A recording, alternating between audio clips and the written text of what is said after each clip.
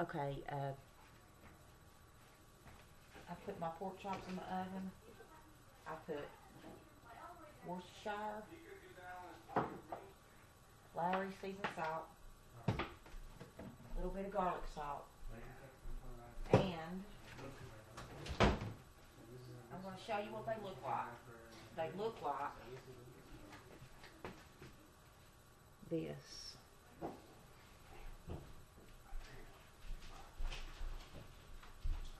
And then, you know, you put a little pepper on them, a little bit of water in them.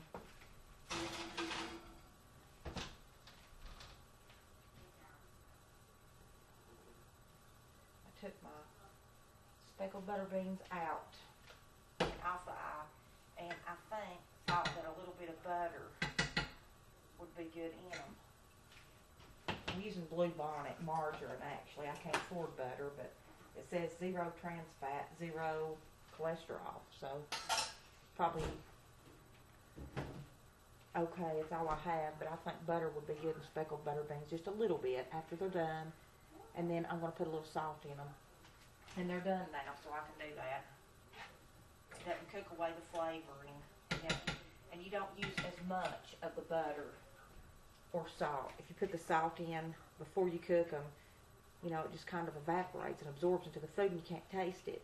So if you put the salt in after it's done, then, you know, or your pepper or whatever, it's not as, you know, you don't have to use as much, and it's not as much, not as bad for you, I think.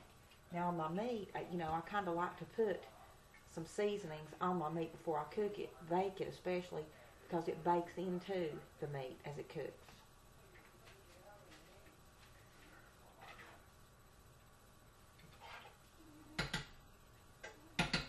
I didn't have enough grease, as much as I needed for my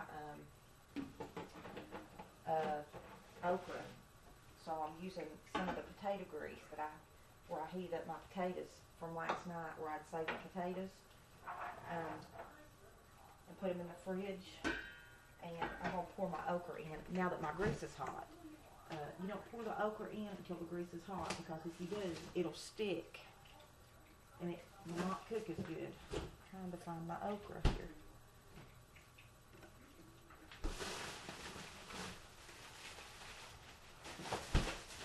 I just left everything in the bag because I was in a hurry when I came in.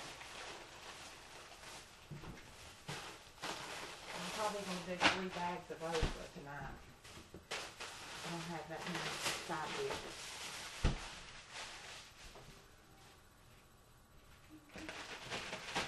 And then maybe I'll have some left over. I know this is fattening. I usually don't have okra and potatoes, but this is kind of special to be having the okra tonight, because it's like $2.69 or something like that a bag, and I got 3 bags, so that's 2, 4, 6, 7, 50. That's like $8 worth of stuff. But since I didn't have to spend as much on meat tonight, and I found that on sale, I was able to do the okra. Spend a little more extra.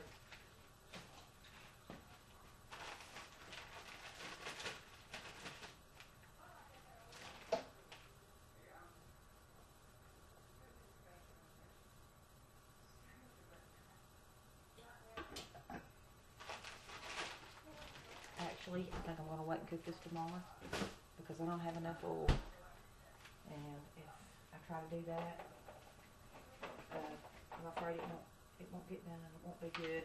I'm going to put what little bit of oil I have left in here, try to get as much as I can out of it, because I don't like okra cooked in olive oil. I don't think that would taste very good.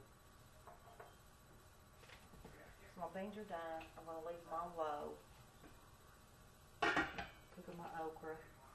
Should have been warmer.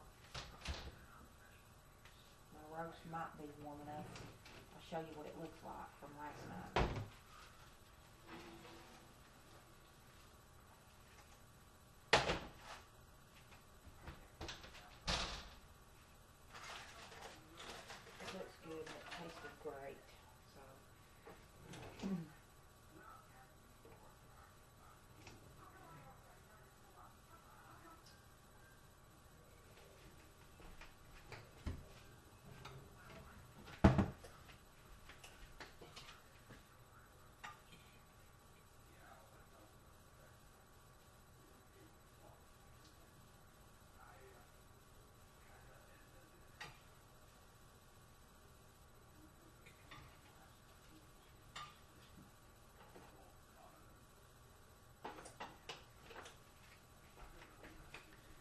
This is the roast that I cooked last night.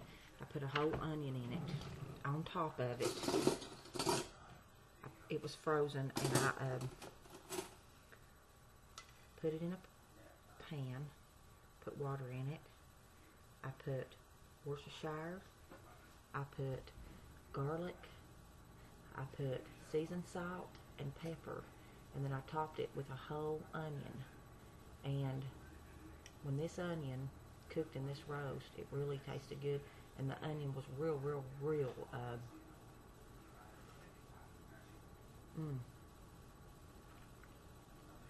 tender.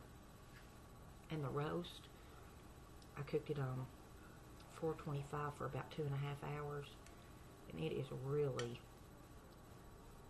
tender, almost like steak.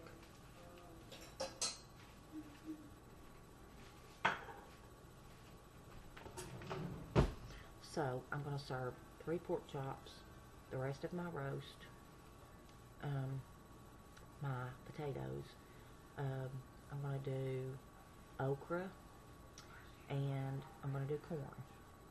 And today I probably spent, let's see, 4, I'm just going to round it off for the pork chops, 8 for the okra, which I hardly ever spend that much, hardly ever, for, you know, just one side dish. So that's probably about 13, and then the corn was $1. Picked sweet corn. 5 for $5.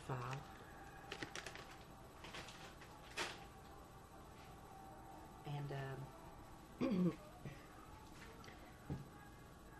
corn, so I'm thinking 8, 13, 14, $15 if I'm figuring right for this meal, which is, you know, a whole lot less if you would eat out. And you know, you don't have to spend a lot of money to make something taste good.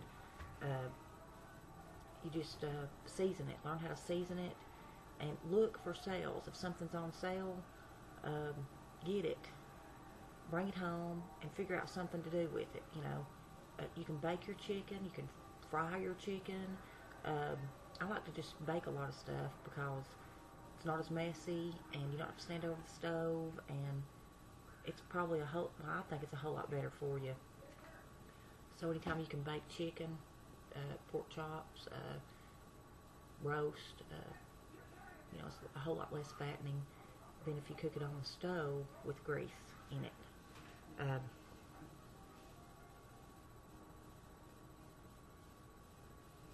So right now I'm just waiting on the pork chops to get done, and my okra's cooking, and I need to check it.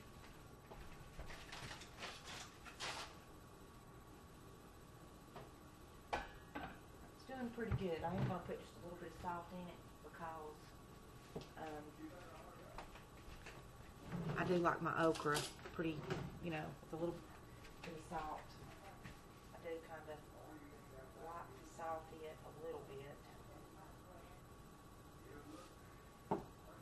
Not putting much.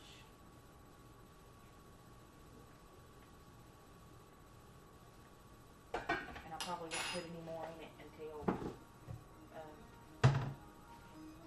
until it's done. I'll let everybody salt it the way they want it.